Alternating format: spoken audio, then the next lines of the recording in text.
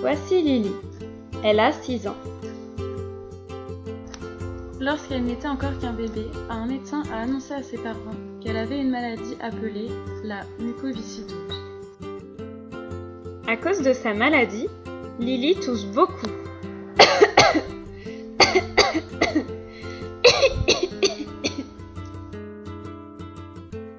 Mais que se passe-t-il dans son corps?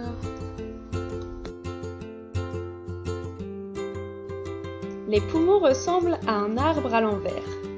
Les grosses branches de cet arbre sont appelées les bronches et les petites branches sont appelées les bronchioles. Ce sont de nombreux tuyaux qui permettent de faire circuler l'air pour pouvoir respirer. Sur les dessins, les petits points représentent le mucus.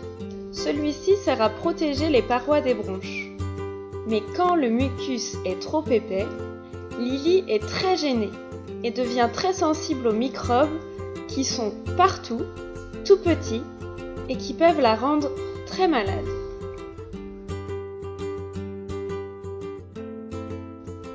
À cause de cette maladie, Lily doit prendre beaucoup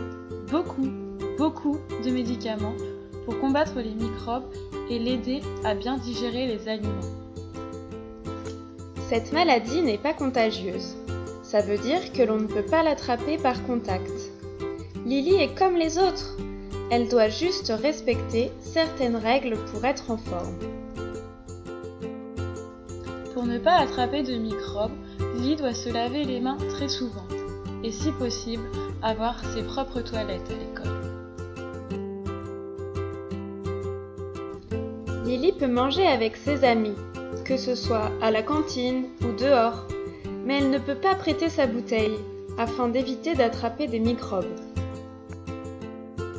Lily doit éviter de jouer avec des eaux stagnantes et sales que l'on trouve par exemple dans les mares ou dans les piscines gonflables.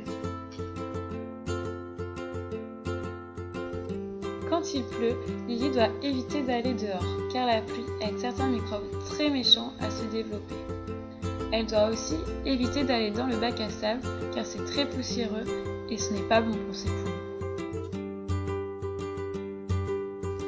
Par contre, elle peut faire de la corde à sauter, jouer à la balle aux prisonniers ou à la marelle.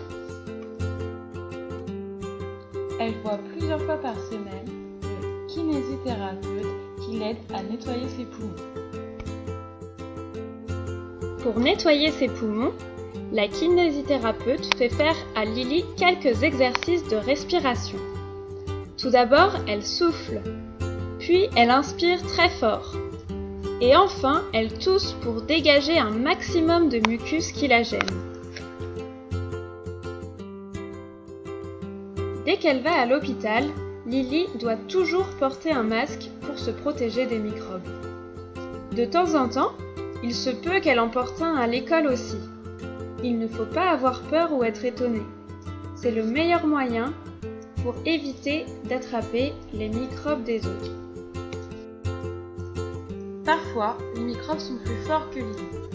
Elle n'est pas très en forme et doit alors aller à l'hôpital. Le docteur et les infirmières l'examinent pour trouver une solution afin de combattre les microbes.